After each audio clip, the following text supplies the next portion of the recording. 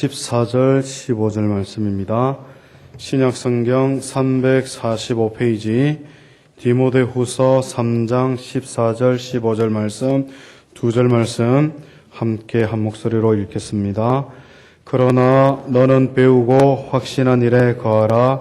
내가 네게서 배운 것을 알며 또 내가 어려서부터 성경을 알았나니 성경은 능히 너로 하여금 그리스도 예수 안에 있는 믿음으로 말미암아 구원에 이르는 지혜가 있게 하느니라. 아멘. 하나님의 영광 중심으로 모든 것을 진행해 왔습니다. 우리가 늘 주일마다 받는 주보의 맨 앞면 하단에 보면 우리 교회의 사명이라고 하는 것이 나오는데 그것이 무엇입니까? 우리 교회의 사명은 하나님께 영광을 돌리는 교회입니다. 하나님의 교회가 하나님께 영광 돌리는 것 이외에 무슨 사명이 있겠습니까? 또 우리 교회의 기쁨이 무엇이라고 했습니까? 하나님이 영광 받으시는 교회다 그랬습니다. 하나님이 우리 몸된 교회를 통해서 영광을 받으실 때에 그것보다 더 큰 교회의 기쁨이 무엇이 있겠느냐 하는 말씀이지요. 우리 교회의 또 증거가 무엇이냐라고 할 때에 하나님의 영광이 머무시는 교회라 했습니다. 여러분, 하나님의 영광이 우리 몸된 교회에 머무시는 모습을 우리가 볼 때에 이것이 교회의 가장 큰 증거가 아니고 무엇이겠습니까? 그러므로 마지막으로 우리 교회의 능력은 자동적으로 하나님이 영광을 나타내시는 교회인데, 여러분, 하나님께서 당신의 영광을 나타내실 때에 우리 교회를 당신의 영광의 도구로 삼으셨다. 이렇게 될 때에 여러분, 이것보다 더 큰 하나님의 그 능력이 어디 있겠습니까? 그러므로 우리 하나님께서 우리 몸된 교회를 통해서 영광을 나타내실 때 그때의 우리 교회는 능력 있는 교회가 된다 하는 그런 뜻 아니겠습니까? 그래서 우리 하나님의 영광 중심의 교회가 진정한 하나님의 교회라고 말할 수 있는 것입니다. 2007년부터는 우리 교회는 새롭게 출발을 시작해야 될 것입니다. 하나님께 영광을 돌리되 좀 더 구체적으로 하나님 앞에 바르게, 그리고 민족 앞에 크게, 그리고 열방 앞에 넓게 영광을 돌리고자 합니다. 저는 설교 시간에 이렇게 하는 걸 별로 좋아하지 않는데 오늘 우리 한 번만 딱 따라서 해봅시다. 하나님 앞에 바르게, 민족 앞에 크게, 열방 앞에 넓게 하나님께 영광을 돌립시다. 아멘. 오늘날 한국 교회를 보면 오직 성장 중심의 교회가 되었습니다. 요즘 무슨 성장 세미나를 하기만 하면 목회자들이 구름대같이 몰려듭니다. 이 세미나에 어떤 전략이나 어떤 행정이나 어떤 조직적 방법이 중요한 것이 아닙니다. 그저 사람을 모을 수 있는 방법이면 다 통합니다.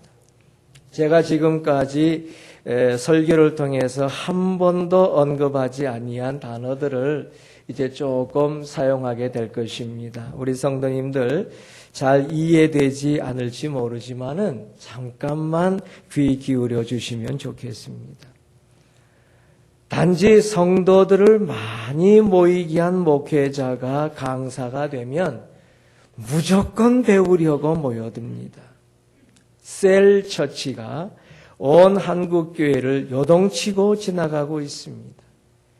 G12라고 하는 방법이 여러 가지 그 변형된 방법으로 한국교회를 깊이 파고들었습니다. 미국의 가장 유명한 목사 중에 하나인 이 목적이 이끄는 삶이라는 책을 쓴 분이 계신데, 이 목적이 이끄는 삶을 잃지 않거나 배우지 않으면 시대에 뒤떨어진 사람으로 치부하게 되는 모습을 보여주는 오늘날의 현상이니 참으로 곤란합니다. 셀처치, 이 셀이라고 하는 말은 세포라고 하는 말인데, 교회를 셀로 나누어서 교회를 운영해 나가는 방식을 말합니다. 셀처치를 해서 교회를 성장시키면 셀처치가 가장 성경적인 방법으로 한국교회에 자리매김을 하게 됩니다. 그러나 여러분, 이 셀처치나 G12나 또는 목적이 이끄는 교회 속에는 심각한 교회관의 훼손이 있습니다. 하나님의 교회관을 뒤흔드는 잘못된 생각들이 참 많이 있어요. 또 알파 코스라고 하는 것도 요즘에 한국 교회에 유행이 되고 있습니다. 성령을 받아서 새로운 사람들을 변화시키고 새신자들을 중생시키면서 하나님의 교회를 부흥시켜 나가는 하나의 코스라고 하는데, 또 여기에서 은혜 받은 사람은 이 치아에 해놓은 아말감이 성령의 은혜를 받으면 금 이빨로 변한다는 간증들을 여기저기서 많이 하고 있습니다. 여러분 어떻게들 생각하십니까? 또한 어느 교회는 성도들이 쉴 틈이 없이 이벤트를 만들어냅니다. 성도들이 그 이벤트에 이제 참여하다 보면은 은혜를 받게 되고, 은혜를 받게 되니까 교회에 열심을 내게 되고, 그래서 교회가 성장하게 되는 것이죠. 또 심지어 성찬도 성경과 관계없습니다. 은혜만 받으면 된다는 식으로 성경적 방법과 관계없이 거의 이벤트 형식으로 진행을 하지요. 우리 장로교의 전통적인 그 성찬 방식은 목사가 성례를 집행하고 장로님들이 이 수반을 들면서 이렇게 성찬을 나누게 되어져 있는데, 오늘날 많은 교회는 권사들도 다 같이 나옵니다. 장로가 부족하다는 이유 때문에 권사들도 다 나와서 그저 막 돌려줍니다. 그리고 어떤 교회는 또 그저 성도들이 다 나와서 받아가기도 하고 정신없어요. 이렇게 여러분, 성령 체험도 무조건 은혜만 받고 방언을 하기만 하면 성령 받고 은혜 받았다는 식의 집회를 마구마구 하고 있습니다.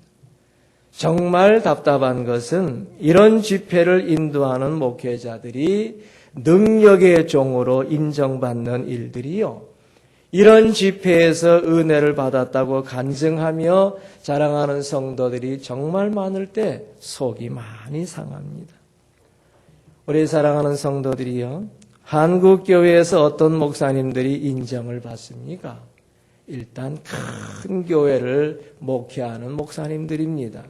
여러분, 그 목사님들 가운데 가장 인기 있는 목사님이 누군지 아십니까? 그것은요, 단시일 내에 교회를 크게 성장시킨 목사님들입니다.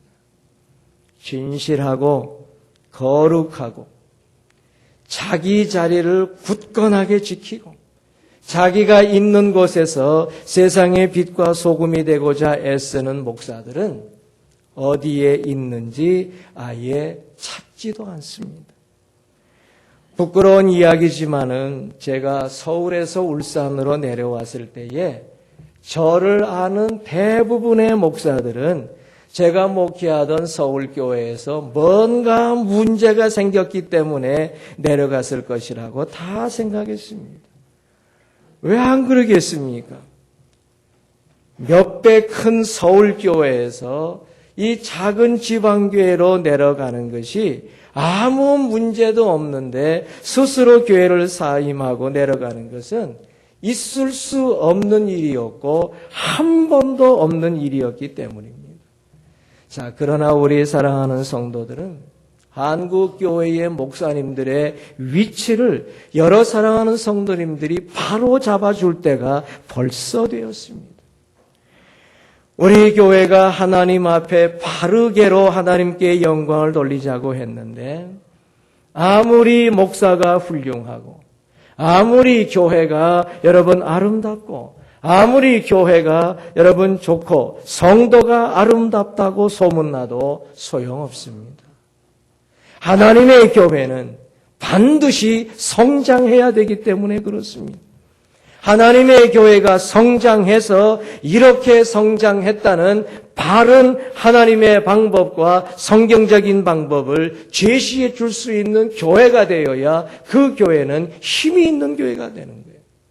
그렇다고 해서 소위 꽁신학이라고 해서 우스꽝스러운 표현을 따라가면 안 됩니다.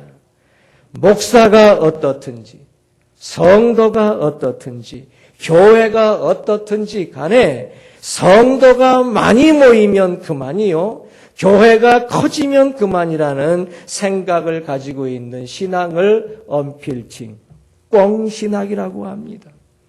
어떤 방법을 사용해서든지 매라고 하는 짐승은 꽁만 잡으면 된다는 생각이지요. 정말 큰일 날 생각들입니다. 여러 사랑하는 성도들이요, 하나님의 교회는 쇼핑센터가 아닙니다. 여러분들이 헌금을 낸 만큼 축복을 받아가는 곳이 아니에요. 여러분 쇼핑센터에 가면 여러분이 낸 돈만큼 물건을 줍니다. 하나님의 교회는 쇼핑센터가 아니에요. 여러분, 하나님의 교회는 쇼핑센터처럼 길목이 좋고 매장이 넓으면 사람이 많이 모인다는 시장 논리가 통하는 것이 되면 절대로 안 돼요. 하나님의 교회는 쇼핑센터가 아니에요. 하나님의 교회 속에는 시장 논리와 관계없이 성장할 수 있다는 모습을 보여줄 수 있어야 되고 보여주어야 됩니다. 우리 교회는 벌써 수년째 한 가지씩 매년 준비해 왔습니다. 그 첫째는 교회 회복 운동입니다. 예배가 회복되고 공동체가 회복되고 교회 학교가 회복되고 가정이 회복되는 일에 치중해 왔습니다. 교회 학교와 그리고 공동체와 가정의 회복의 결정체는 무엇입니까? 바로 예배 회복입니다. 그래서 모든 성도는 1차적으로 예배에 성공해야 하는 것입니다. 바른 예배를 스스로 회복해야 되지요. 주일 예배는 물론이요, 모든 공식 예배와 가정 예배와 새벽 예배에 이르기까지 스스로 하나님과의 관계성을 온전하게 정립한 예배에 성도들은 성공해야 됩니다. 예배에 성공하면 모든 것에 성공한 것과 같고, 예배에 성공하지 못하면 모든 다른 것에 성공했다 할지라도 성공했다고 말하기 어렵습니다. 그러므로 예배에 성공한 자들만이 하나님 앞에 바르게로서 하나님께 영광을 돌릴 수가 있는 거예요. 두 번째는 우리 1.5명 예수인 만들기 운동을 해왔습니다. 한마디로 전도운동이지요. 예배에 성공한 자는 당연히 전도에 성공하게 되어 있습니다. 우리는 하나님 앞에 갈 때까지 여러분, 우리의 이 두 손으로 최소한 1.5명을 이끌어내고 하나님 앞에 가야 됩니다. 왜 그랬습니까? 우리가 소돔과 고모라 성을 하나님께서 멸망시킬 때 일을 합니다. 두 천사가 롯과 롯의 아내와 롯의 두 딸을 이끌고 이 소돔과 고모라 성에서 이끌어내었지만 결국 어떻게 되었습니까? 롯의 아내는 실패하지 않습니까? 그러므로 결국 두 천사는 천사 한 명당 1.5명을 이끌어낸 것과 같은 데서 연유한 전도운동입니다.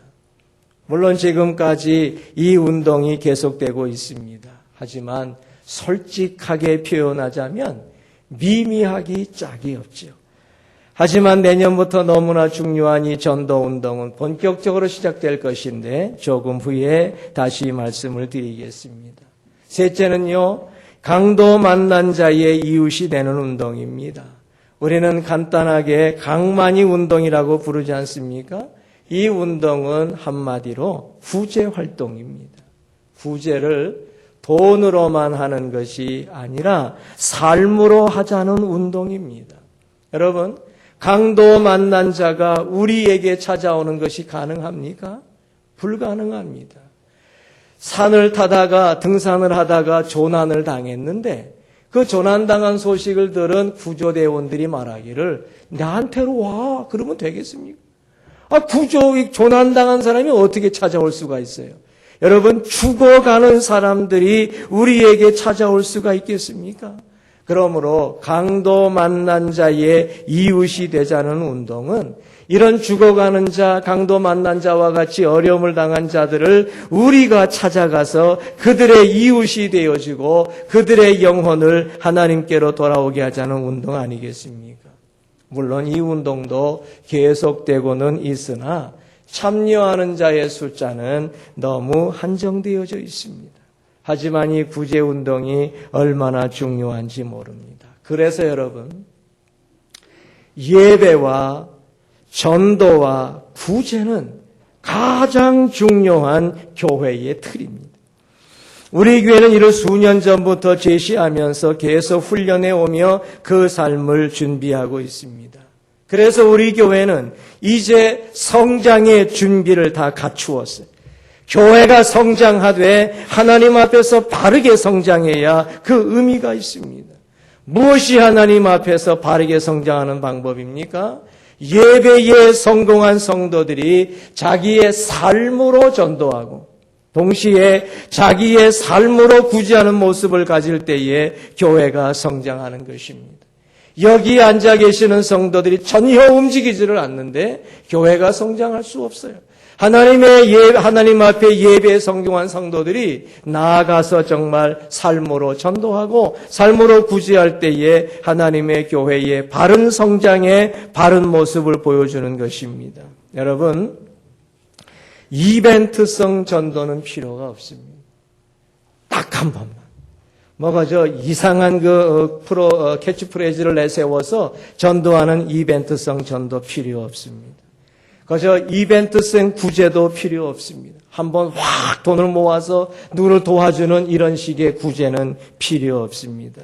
이렇게 몸된 교회가 여러분 하나님 앞에서 바르게 성장하는 모습을 반드시 보여주어야 되는데 이벤트성 없이 행사 없이 확실하게 하나님의 구제와 하나님의 전도를 통해서 성장하는 모습을 우리 교회가 보여주어야 하나님 앞에 바르게 성장해서 민족 앞에 크게 영광을 돌리고 결국은 세계 열방 앞에 넓게 우리가 역사를 베풀 수 있는 교회가 될 줄로 믿습니다.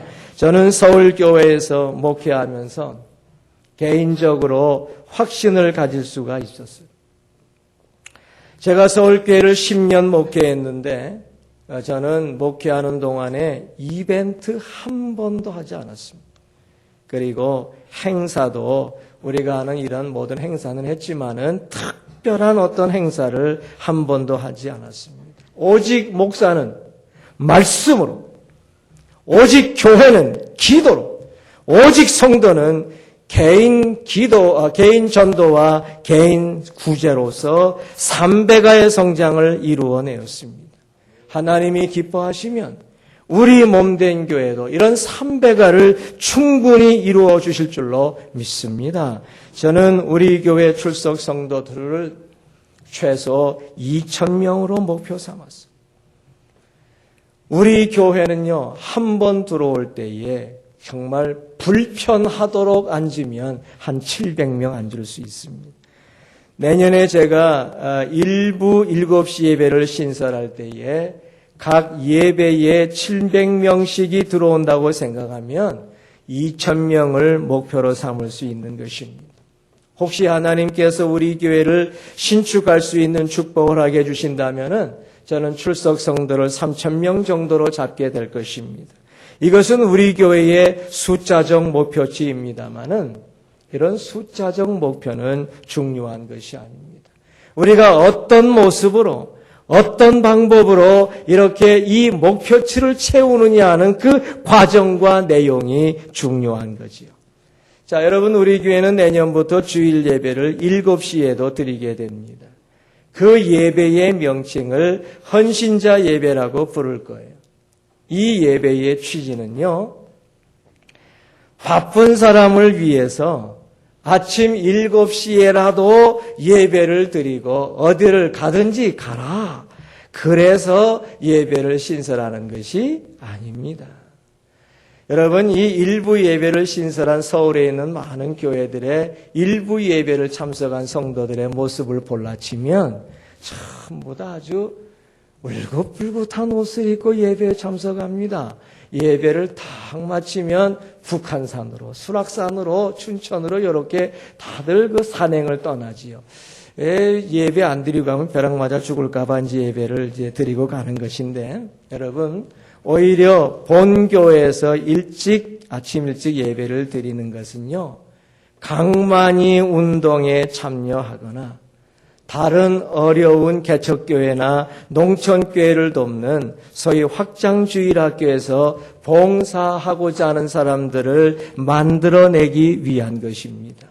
그러므로 일부 헌신자 예배안 참여한 약 700명의 성도들이 산과 들이나 자기 시간을 즐기는 곳으로 가는 것이 아니라 하나님의 몸된 교회에서 예배를 드리고 어려운 농촌교회나 개척교회에 가서 그 교회의 찬양대로 봉사해주고 그 교회의 주일학교 교사로 봉사해주고 내 직업과 내 기술과 내 능력과 내 모든 것을 가지고 강도 만난 자의 운동에 참여하면서 울산 근교의 우리 몸된 교회 성도들이 쫙 흩어지는 모습을 여러분 한번 머리에 상상해 보십시오. 얼마나 하나님이 기뻐하시는 모습이 되겠습니까? 한마디로 예배에 성공한 사람들이 구제에도 성공함으로써 하나님의 몸된 교회가 성장하는 모습을 여러분 한국교회에 보여주어야 됩니다. 교회가 재정을 털어서 구제하는 것도 중요할 수 있지만은 성도들이 직접 구제에 참여함으로 말미암아 교회 성장을 이루는 모습이 이제 한국교회에 필요해요. 1부, 2부, 3부 예배가 있을 때에 고정적으로 1부, 2부, 3부 예배 출석하는 것이 아니라 이제 크로스로 예배에 참석을 해서 이제 이 예배에 참석해서 오늘은 구제 나가고 오늘은 전도 나가고 또 오늘은 일이 없으면 3부 예배 나오면서 이렇게 아름답게 예배를 드리게 될 때에 하나님의 교회가 성장하게 되는 모습을 우리 교회가 한국교회 앞에 보여주어야 된다는 것입니다. 세상적인 조건을 무시하고 인간적인 방법을 배제해도 충분히 하나님의 방법과 성경적인 방법을 가지고도 성장할 수 있음을 보여주는 우리 몸된 교회가 되기를 바랍니다. 이것이 하나님 앞에 바르게 영광 돌리는 방법임을 우리 사랑하는 성도들이여 믿으시기를 바랍니다. 내년부터 디모데 학교에서 배웁시다라는 운동을 시작할 것입니다. 오늘 본문 디모데 후서 3장 14절. 그러나 너는 배우고 확신한 일에 거하라 하고 말씀했습니다. 바울이 아들같이 여기는 제자 디모데에게 간단하게 권면합니다. 디모데 후서는 사도 바울의 마지막 서신입니다. 이것을 갖다가 어떤 성경학자들은 유언이라고 얘기를 해요.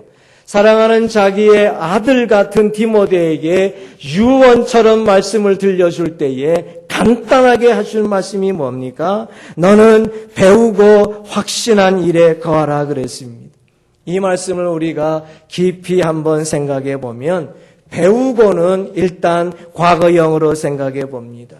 학습하고 깨닫고 배우는 일은 자꾸자꾸 과거의 일이 되어야 됩니다. 매일매일 배워야 하고 매일매일 깨우쳐야 되고 매일매일 학습해야 되는 것은 자꾸자꾸 우리의 과거의 일이 되어야 됩니다. 이렇게 배우게 되면 삶 속에 확신이 생기는 거예요.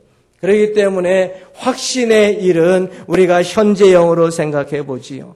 우리 하나님의 사람들은 확신하는 일을 행하면서 살아야 돼요. 배우지 않으면 확신이 생기지 않아요. 누군가 깨우쳐 주거나 누군가 배워주거나 누군가 알게 하여 주지 아니하면은 확신이 생기질 아니합니다. 확신이 없는 자에게는 삶의 용기를 찾을 수가 없어요. 그래서 너희는 자꾸 배우고 확신한 일에 거하라고 말씀을 하는 거죠. 거하라고 하는 것은 미래형으로 생각해 보는데 우리가 배우고 확신하기 때문에 계속해서 그 삶을 참으로 용기 있게 소망 있게 살아가라고 하는 말씀 아니겠습니까?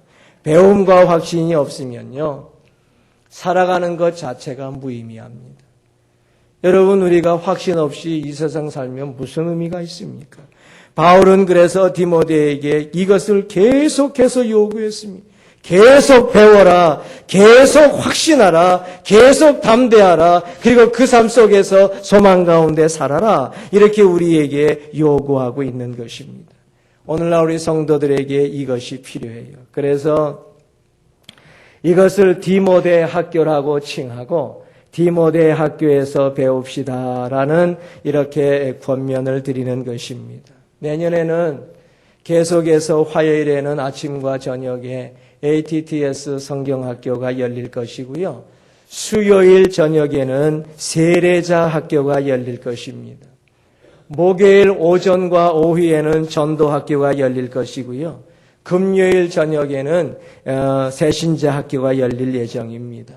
우리 사랑하는 성도들은 세례자 학교와 새신자 학교에 참여할 필요가 없기 때문에 우리 성도들이 참여할 것은 성경학교와 전도학교입니다. 특별히 전도학교에는 모든 재직들과 성도들이 다 참여해야 됩니다. 1.2명 예수인 만들기 운동을 전개하기 위한 배움이고 훈련이고 확신이고 삶이기 때문에 다 참여해야 돼요. 내년부터 우리 장로님들 폼만 잡고 살면 이제는 하나님이 기뻐하지 않을 겁니다. 장로님들부터 전도학교에 겸손하게 나와서 배우고 그리고 팔을 거쳐 붙이고 나가서 전도하여 사람들을 데리고 와야 됩니다. 안수 집사라고 폼 잡고 살면 우리 하나님 기뻐하지 않아요. 여러분 권사라고 폼 잡고 살면 우리 하나님 기뻐하지 않습니다. 이제 모든 그 재직들이 모두 다 전도학교에 참여해서 전도학교를 수료해야 될 뿐만 아니라 이제는 모셔와야 돼요. 여러분들이 전도대원들이 되어야 되는 것입니다. 전도해서 교회로 불신자들을 데려오고 이제 나 혼자 그냥 교회 오면 안 돼요. 함께 오고 데리고 오고 모셔와야 되는데 이것이 이벤트가 되면 안 된다는 거예요. 한 명 데려왔으니까 내 할 일 끝났다 되면 안 된다는 거예요. 이것이 자연스러운 삶이 되어야 되는 거예요. 성경학교에서 배우고 전도학교에서 배운 그 일에 확신하는 일이 생겼기 때문에 그것에 거하는 모습으로 이제 여러분들이 아름다운 삶을 살아야 됩니다. 심상치 않은 성경 실력이 있는 목사가 가르칠 때에 여러분 모두 배워야 됩니다. 뜨거운 열정을 품은 목사가 가르칠 때에 배워야 돼요. 여러분 제가 서울교회를 사임하고 내려올 때에 서울교회 교인들이 이렇게 얘기했어요. 목사님은 가시더라도 성경 공부는 두고 가십시오. 내가 가는데 어떻게 성경 공부를 두고 갑니까? 여러분 그것은 무슨 말씀이에요? 자기들이 배울 수 있을 때에 많이 배우지 못한 것을 한탄하는 말들이었습니다. 여러분 이제 말씀을 열심히 배워서 스스로 훈련받고 나가서 전도하고 사람들을 교회로 인도해야 돼요. 성경을 모르는 사람들이 어떻게 여러분 전도할 수 있겠고요. 하나님 앞에 예배에 성공하지 못한 사람들이 어떻게 전도할 수 있겠습니까? 그러므로 하나님의 교회를 이벤트가 아닌 삶의 전도로서 가득 채우는 역사를 이제부터 시작해야 됩니다. 온 성도들이 전도에 참여함으로 말미암아 성장하기 어려운 지역에서도 하나님의 방법으로 성장하는 모습을 한국교회 앞에 보여줘야 돼요. 여러분 우리 울산 남교회가 성장하기 좋은 곳에 지금 이렇게 위치하고 있다고 생각하십니까? 여기는요, 성장하기 어려운 지역입니다. 유동인구가 있습니까? 그 흔한 아파트 단지가 하나 있습니까? 사람들이 자꾸 움직여야 찾아오는데 이 교회는 조용한 교회입니다. 쓸만한 사람들은 다 이사 나가는 지역이에요. 여러분, 그러나 하나님의 교회는 성장하기 어려운 지역에서도 하나님의 방법으로 성장할 수 있다는 모습을 한국교회에 보여주어야 그것이 하나님의 뜻인 줄로 믿습니다. 우리는 벌써 수년 준비해 왔어요. 이제 일어서야 돼요. 하나님의 교회가 얼마나 할 일이 많고 하나님의 교회가 얼마나 이 사회의 버팀목이 돼야 되고 이 사회 백성들의 피난처가 되어지고 이 나라 백성들의 소망이 되어지는지를 보여주어야 돼요. 이것이 하나님의 교회의 사명입니다. 우리 울산 남교회는 울산의 지역으로 볼 때에 중심에 있습니다. 지역만 중심에 있으면 뭐합니까? 이제 우리 교회는 목회와 신앙의 중심지가 되어야 돼요. 그래서 목회를 배우고자 하는 사람들이 우리 남교회로 찾아와야 되고 신앙이 무엇인지를 배우고자 하는 사람들이 우리 교회로 찾아와야 돼요. 사회를 이끌어가는 중심교회요.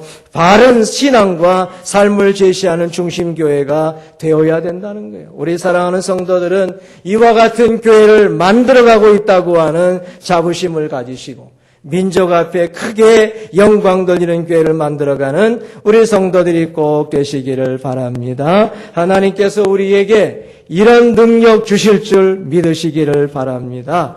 우리가 아름다운 소원을 품고 바른 신앙의 모습을 가지고 열정을 품고 주를 위해 살아갈 때에 하나님께서 우리를 높이 들어 사용하여 주실 줄 믿으시기를 바랍니다. 내년부터 새로운 도약회로 만들어서 성장도 바르게, 선교도 바르게, 그리고 축복도 바르게 받는 아름다운 남교회를 만들어가는 우리 귀한 성도들 모두가 되시기를 바랍니다. 기도하겠습니다. 하나님 아버지, 우리 모두 사랑하는 성도들 예배에 성공해서 전도와 구제를 통하여 하나님의 방법으로 교회가 성장할 수 있다는 것을 민족 앞에 크게 보여줄 수 있는 교회가 되게 하여 주시옵소서. 헌신하는 성도들에게 능력 주시고 저들이 정말로 주를 위해서 납장서게 될 때에 우리 몸된 교회가 이 민족 앞에 크게 쓰이고 열방 앞에 넓게 쓰인다고 할 수 있는 아름다운 그 소원을 품고 주를 위해 헌신하는 모든 주의 백성들을 되어져서 이제 울산을 움직여가는 위대한 교회로 나타날 수 있도록 우리 주여 복을 내려 주옵소서. 우리 구주 예수 그리스도의 이름으로 기도 올리옵나이다. 아멘.